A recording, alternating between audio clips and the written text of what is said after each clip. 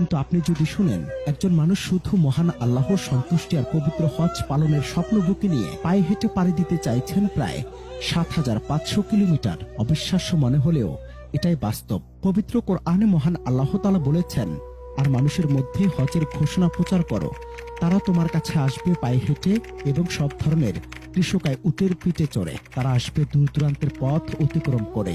সে আহ্বানকে হৃদয়ে ধারণ করে নাটোরের এক সাধারণ মানুষ শুরু করেছেন অসাধারণ এক যাত্রা।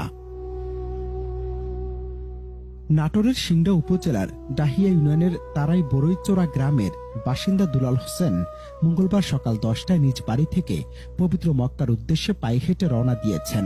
দীর্ঘদিনের স্বপ্ন ছিল কাবা শরীফে পৌঁছে হজ পালন করবেন, আর সেই স্বপ্ন পূরণে পরিবার, আত্মীয় স্বজন ও গ্রামের মানুষের দোয়া নিয়ে শুরু হয়েছে তার জীবনের সবচেয়ে বড় সফর।